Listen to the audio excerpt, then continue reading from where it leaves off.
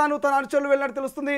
అక్కడ ఒక్కసారిగా ఒకరి మీద ఒకరు దాడి చేసుకునే ప్రయత్నం చేస్తున్నారు. విజువల్స్లో మనం చూస్తున్నాం. పోలీసుల్ని వాళ్ళు అడ్డుకునేటువంటి ప్రయత్నం చేస్తున్నారు. పోలీసులు ఎక్కడికక్కడ వాళ్ళని కంట్రోల్ చేసే ప్రయత్నం చేస్తున్నారు. అయినప్పటికీ ఇరు వర్గాలు ఒకరి మీద ఒకరు దాడి చేస్తున్నటువంటి ప్రయత్నం చేస్తున్నారు. ఒక్కసారి ఎంఐఎంకి సంబంధించి ఏం జరిగింది, ఎంఐఎం నేతలు ఎందుకు దాడి చేశారు, కాంగ్రెస్ నేత ఫిరోజ్ ఖాన్ కి కాల్ చేద్దాం, పూర్తి డీటెయిల్స్ తెలుసుకుందాం.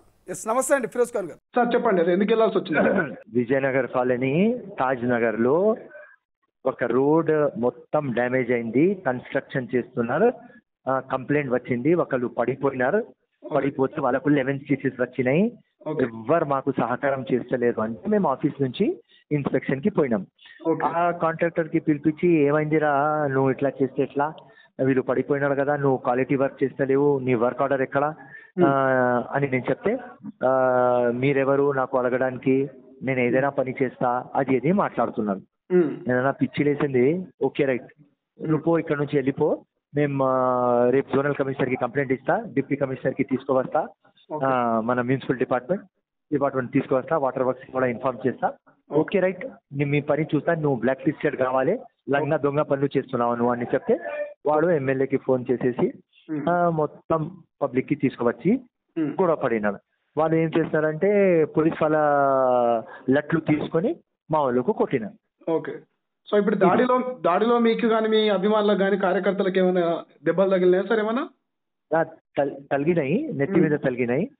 రైట్, అండ్ వాళ్ళు ఎందుకంటే మేము ఉన్నాం 10 మంది, వాళ్ళు ఉన్నారు మోర్ దెన్ 50 మంది. సో అది ఇంకా మనం రూలింగ్ పార్టీలో ఉన్నాం, ఏం చేయాలి, మనం గొడవ పడవద్దు, గవర్నమెంట్ పేరు పోతుంది అని మేము కూడా గమ్మున కూకున్నాం. అంతే, మన గవర్నమెంట్ లేకపోతే చూపించేది, అక్కడ కూడా మేము కూడా కొట్టేది అని మేము గమ్మున కూకున్నాం. ఎందుకంటే మన రూలింగ్ గవర్నమెంట్ రైట్, మనకు చెడ్డ పేరు వస్తుంది అని గమ్మున కూకున్నాం. ఇప్పుడు ఎవరు సార్ వాళ్ళు? ఎమ్మెల్యే ఎంఐఎం పార్టీకి సంబంధించిన వాళ్ళంతా? Majid Hussain MLA Nampally right. ఆయన మొత్తం రౌడీ షీటర్లకు తీసుకువచ్చినాడు, అందరు రౌడీ షీటర్లు అక్కడ. ఖాన్ వసీం ఖాన్ అని వాడు రౌడీ షీటర్, వాడే తీసుకొని పోలీసు వాళ్ళ దగ్గర నుంచి తీసుకొని కొట్టినారు. ఆ మొత్తం వీడియోలు ఉన్నాయి రైట్, అన్ని వీడియోలు కావాలంటే మీకు పంపిస్తాను. సార్ మీ డిమాండ్ ఏంటి సార్? ఇప్పుడు మరి ఇష్యూ మీద మీరు ఫర్దర్ గా రేపు ఏం చేద్దాం? డిమాండ్ ఒకటే, ముఖ్యమంత్రితో మాట్లాడతా, మా కాంగ్రెస్ ప్రెసిడెంట్ మహేష్ కుమార్ గౌడ్తో మాట్లాడతా, మా దీపదాస్ మున్షితో మాట్లాడతా. ఇది ఏం రాబోయే దొంగ పనులు, ఎప్పుడు లంగా దొంగ పనులు చేస్తారు ఈ ఎంఐఎం పార్టీ.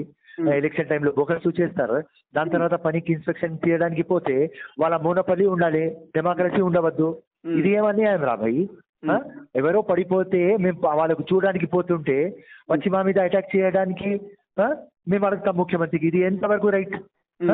సో ముఖ్యమంత్రి కానీ మా హైకమాండ్ డిసిషన్ తీసుకోవాలి. ఇప్పుడు మేము ఒక గాంధీవాదీ పార్టీ అని గాంధీ లాగా బిహేవ్ చేసినాం, మేము కూడా హుండా లాగా బిహేవ్ చేస్తే 100% కాబట్టి పెద్ద కొట్లాట ఇది.